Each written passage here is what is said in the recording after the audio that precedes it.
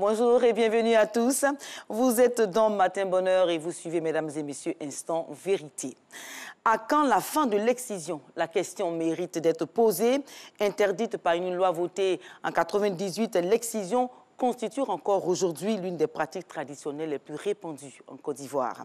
La pression sociale, le manque d'informations sur ses conséquences néfastes pour la santé, les croyances très ancrées dans les communautés entretiennent sa pratique dans nos régions. Mesdames et messieurs, de nombreuses femmes souffrent à cause de l'excision en silence et ce silence nourri par le tabou autour du sujet tue à petit feu les victimes. Alors, que faire pour éradiquer totalement l'excision de nos régions? Pourquoi la pratique persiste malgré les campagnes de sensibilisation et les peines encourues? La société est-elle complice de cette violence subie par les femmes? Nous en parlons avec Marie-Claire Moraldo. Elle est fondatrice et directrice générale de l'association Les Orchidées Rouges, une association qui lutte contre l'excision pour l'éradication des mutilations sexuelles féminines, du mariage précoce, du mariage forcé aussi, et de toutes les formes de violence faites aux femmes et aux filles. Alors bonjour Marie-Claire Moraldo. Bonjour, je vous remercie pour l'invitation. Je suis très ravie d'être là. Je me suis engagée dans le combat contre l'excision parce que ça a eu des conséquences graves sur ma vie de femme adulte. J'ai décidé de me reconstruire le 7 décembre 2016 et comme je le dis souvent, c'est ma deuxième date de naissance. Ça m'a procuré un tel bien-être que je me suis dit je ne peux pas rester sans rien faire. Je dois non seulement lutter pour que les petites filles n'aient plus à subir les mutilations sexuelles féminines, mais aussi pour proposer des solutions aux victimes, aux survivantes, pour que ce ne soit pas une fatalité pour elles. Alors, c'est intéressant. Vous avez dit que vous êtes excisée à l'âge de 9 ans. Vous êtes originaire de Ferkessédougou, une commune de la région du Chologo, située dans le nord de la Côte d'Ivoire, où la pratique de l'excision est encore très répandue. Alors, quel est l'état des lieux aujourd'hui dans cette partie du pays en ce qui concerne l'excision? En ce qui concerne l'excision, aujourd'hui, l'état des lieux, quand j'arrive sur le terrain, j'y étais la semaine dernière pour faire de la sensibilisation, j'ai rencontré des survivantes, j'ai rencontré aussi des mères, c'est que l'excision continue, mais c'est caché. Parce que les petites filles sont réveillées tôt le matin, elles sont excisées, donc personne ne sait aujourd'hui les chiffres exacts. On a des chiffres sur tout le pays. On sait qu'aujourd'hui, selon l'UNICEF, en Côte d'Ivoire, parmi les femmes de 18 à 49 ans, 36% sont excisées. Ça, on a ce chiffre. Mais après, sur le terrain, ça continue plus que ce qu'on croit.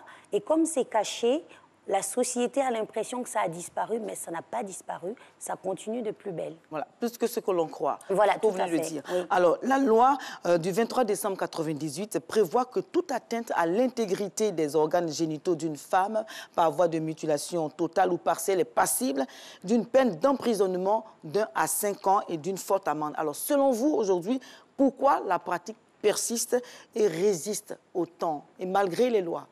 La pratique continue et persiste parce que les lois ne suffisent pas pour éradiquer l'excision. Les lois posent un cadre. Les lois permettent à des militantes comme moi, à des associations, des ONG, de pouvoir avoir un cadre pour agir. Mais après, il ne faut pas oublier que ce sont des traditions. Et les traditions ont la peau dure. Donc ça persiste justement parce qu'au-delà des lois, il faut sensibiliser sans cesse, il faut intégrer les populations dans un vrai programme d'abandon de l'excision, mais aussi il faut éduquer, favoriser l'éducation, la scolarisation des filles et des garçons et reconvertir les exciseuses. Et tant que cela ne sera pas fait, ça ne suffira, la loi ne suffira pas pour éradiquer. Je vais vous poser une question sur ce que vous venez de dire. Vous l'avez dit, ces mutilations génitales féminines constituent une violation manifeste des droits humains. Alors, et elle continue d'être pratiquée au vu aussi de tout le monde. Est-ce que vous êtes en train de dire que la société elle-même est complice de cette pratique? Oui, quelque part, la société est complice parce que, en général, que ce soit dans les villages ou dans les villes, on sait qui excise. Il ne se passe rien, la personne n'est jamais inquiétée. Vous voyez ce que je veux dire? La société est complice aussi de ce tabou qu'il y a autour du sujet. Le sujet est très tabou, c'est difficile d'en parler. Il y a certaines personnes avec lesquelles on ne peut même pas aborder le sujet, même de façon constructive. Parce que moi, je suis dans une démarche constructive. J'ai beaucoup de respect pour les valeurs et les traditions africaines. Et d'ailleurs, on va dire, mon engagement, c'est aussi pour valoriser ces belles traditions parce que je suis convaincue qu'en arrêtant l'excision, nous allons valoriser nos traditions. Alors, c'est vrai, avec l'excision et tout ça, c'est une partie de la tradition peut-être qui se perd, mais on ne comprend pas pourquoi les autorités condamnent le fait, c'est vrai, la loi condamne le fait, et il n'y a vraiment aucune mesure qui est prise pour que ça s'arrête totalement. Selon vous, vous qui êtes sur le terrain, vous avez rencontré des femmes, les communautés et tout cela, donnez-nous l'une des raisons fondamentales pour lesquelles la pratique est encore aussi persistante. Moi, je pense que la pratique est encore aussi persistante parce que il y a certes la tradition, mais il y a une notion économique derrière. Il y a un facteur économique très fort. Les exciseuses, c'est leur gagne-pain. Donc, il ne suffit pas de leur dire on va vous punir pour qu'elles arrêtent. C'est comme un vendeur de drogue. La drogue est punie, pourtant ça continue, le trafic de drogue. Donc, au-delà du fait de punir, il faut se dire comment est-ce qu'on propose un autre métier à ces personnes-là. Et il faut voir toute l'économie parallèle. Figurez-vous que hier, j'ai rencontré des survivantes et parmi elles, il y en a une qui a la grand-mère qui était exciseuse. Elle me dit, mais est-ce que tu sais qu'il y a un commerce du clitoris qui est coupé par les exciseuses? J'ai dit, pardon? Elle me dit si. Elle me dit parce que le clitoris qui est coupé, il est brûlé et la poudre est utilisée pour des gris-gris et que même il y a des personnes qui partent de d'autres pays pour venir acheter aux exciseuses. Donc vous voyez qu'il y a toute une économie. Oui, mais ce que vous dites derrière. est grave. Oui. Ce que vous dites est grave. Alors, l'excision, une pratique néfaste, on le sait, mais elles sont nombreuses, ces femmes qui ne s'en plaignent pas. Oui. Ces femmes qui ne s'en plaignent pas, elles n'ont pas eu de conséquences sur leur santé, en l'occurrence sur leur maternité. Alors, n'est-ce pas là l'un des arguments aussi qui militent en faveur de cette pratique-là dans nos régions? Ah oui, c'est vrai qu'il y a des femmes victimes qui sont pro-excision, ça c'est clair et net. Et même quand elles sont dans une souffrance psychologique et physique, elles vont le cacher ou faire croire que tout va bien pour elles pour valider le fait que c'est une bonne pratique. Et ça, il faut le déconstruire et ça va passer par ce qu'on fait là actuellement, c'est-à-dire l'information et la sensibilisation, parce qu'il ne faut pas oublier que ces femmes-là, l'excision a été présentée à elles comme quelque chose de bénéfique pour elles, quelque chose qui fait d'elles de vraies femmes. Mais ce que je dis, Oui. ce n'est pas pour moi ici l'occasion de pouvoir défendre ou Oui. encore de permettre que l'excision se répande un peu plus encore dans nos régions. Non, pas ça. Mais le fait est que les femmes ne s'en plaignent pas Oui. et les femmes n'ont pas de conséquences sur leur santé. Si, elles en ont. Les femmes ont des conséquences très graves sur leur santé. Elles ne s'en plaignent pas parce qu'il y a le tabou, elles ne s'en plaignent pas parce qu'il n'y a pas d'espace créé, mais il faut savoir que sur la santé des femmes, il y a les infections qui vont créer la stérilité chez la femme, il y a le fait qu'elles peuvent contracter le VIH ou d'autres maladies sexuellement transmissibles parce que c'est le même couteau qui est utilisé, qui n'est pas stérilisé pour les filles. Et il y a certaines femmes, au niveau de leur vie gynécologique, elles vont avoir beaucoup de complications comme des kystes dans la vulve, des douleurs chroniques. Donc, voilà, on va essayer de revenir un peu sur certaines croyances. Oui. Voilà. L'excision permet, selon certaines croyances, nous avons interrogé les Ivoiriens là-dessus, ils disent que l'excision permet d'éviter la frivolité de la femme. Voilà. Donc, cela fait que la femme n'est pas frivole et les hommes apprécient ce fait. Ils préfèrent une femme qui est pour eux, voilà, et qui ne passe pas d'homme en homme, voilà. Alors ça, ce sont des mythes en fait. C'est clairement des mythes. Parce que c'est vrai qu'effectivement, parmi les raisons pour lesquelles les populations excisent, il y a le fait de dire on va garantir sa virginité jusqu'au mariage. Une fois mariée, elle sera fidèle à son mari. Mais ça reste une croyance parce qu'il faut savoir que l'exciseuse ne peut jamais couper l'intégralité du clitoris de la femme. Donc il y a une grande partie qui reste à l'intérieur de son corps. Ça, c'est la première chose. Et il faut savoir aussi que la sexualité féminine est quelque chose de très complexe. Donc ce que l'excision crée chez la femme, c'est un blocage psychologique, une souffrance psychologique et physique très grave qui l'entrave dans son épanouissement dans sa vie de tous les jours, qui l'entrave dans son épanouissement sexuel et qui va même jusqu'à impacter ses ambitions et ses choix de vie parce que c'est des personnes qui vont développer des dépressions, ce sont des personnes qui vont faire des cauchemars toutes les nuits. Voilà, ça c'est d'autres risques encourus par les femmes. Tout à fait. Alors, tout à fait. On va aborder une question qui est, ma foi, assez importante pour les téléspectateurs ivoiriens. Ils disent alors, comment parvenir à l'abandon de l'excision? Vous qui êtes dans le domaine, est-ce que vous avez une solution miracle à nous donner? Alors, une solution miracle, je ne sais pas, mais en tout cas, moi, je suis convaincue d'une chose. La première démarche à faire, c'est libérer la parole des femmes. Vous avez parlé du fait que les femmes ne s'en plaignent pas. C'est parce que la parole n'est pas libérée. Il faut leur donner des espaces pour s'exprimer, pour expliquer la souffrance dans laquelle elles sont à cause de ces pratiques-là.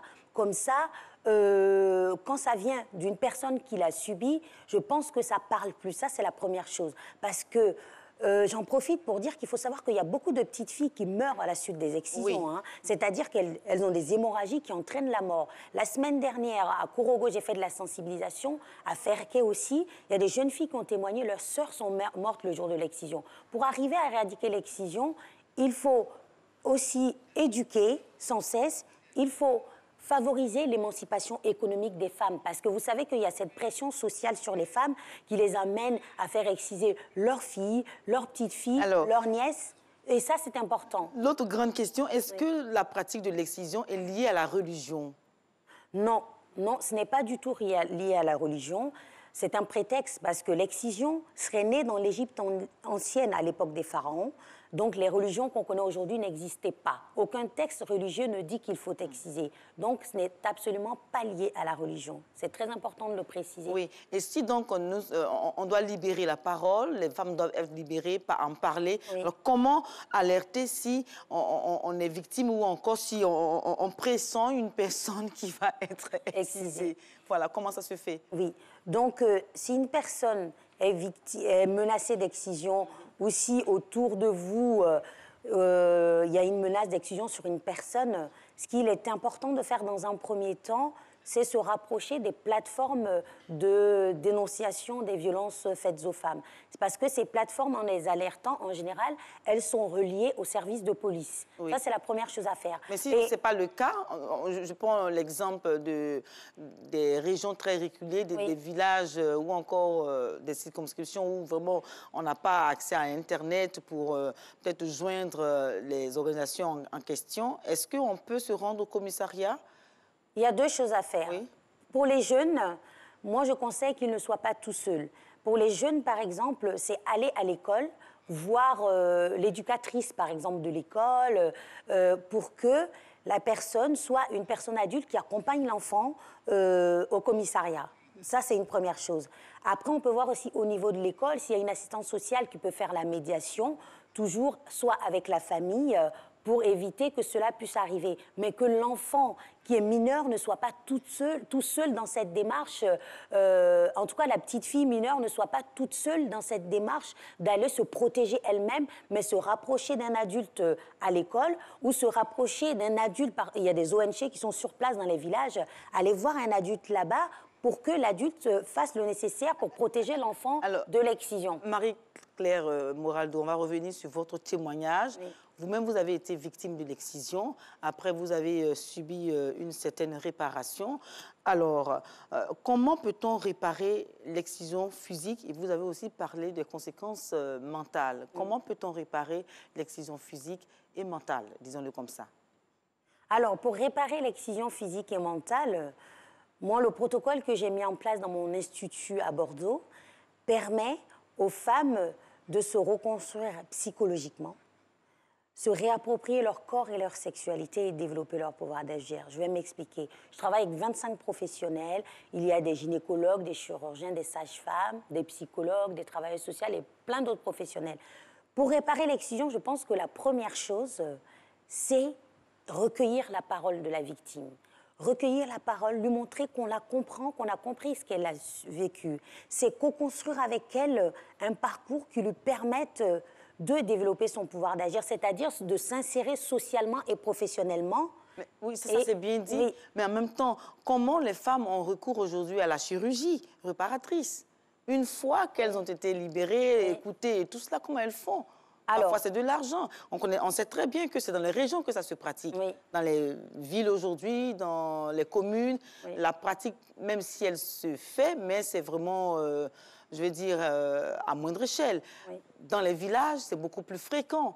Alors, comment ces femmes du village peuvent avoir accès aujourd'hui à la chirurgie réparatrice? Comment? Alors, il faut savoir que toutes les femmes excisées n'ont pas besoin de la chirurgie réparatrice. Vraiment, pour reconstruire une femme, pour accompagner une femme dans son parcours de reconstruction quand elle a subi une mutilation, il ne faut pas axer sur la chirurgie réparatrice. Parce que la chirurgie réparatrice vient en complément d'un accompagnement global.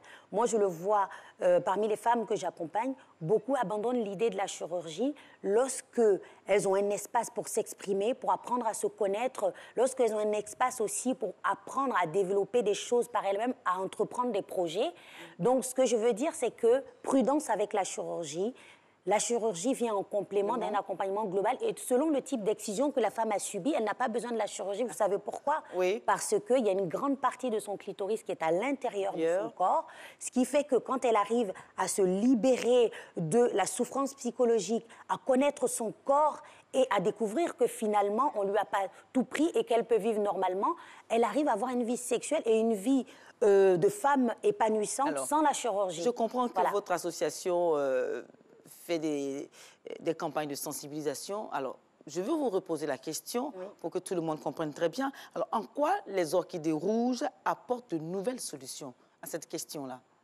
Alors, les nouvelles solutions des orchidées rouges, ce qui fait que notre protocole, il est unique, c'est qu'on co-construit le parcours avec les femmes. C'est la première chose. C'est un parcours co-construit qui est gratuit pour toutes les femmes. Et ce n'est pas tout, c'est qu'il est axé sur l'autonomisation de la femme à la fin. C'est-à-dire qu'au-delà de réparer des blessures, c'est la libération de la femme qu'on recherche, c'est éviter qu'elle retombe dans le carcan des violences. C'est pour cela qu'on va mettre en place des moyens avec des conseillers à l'emploi, c'est-à-dire qu'en plus de l'accompagnement psychologique, sexologique ou de la chirurgie, voilà, on va mettre en place un accompagnement avec des conseillers à l'emploi.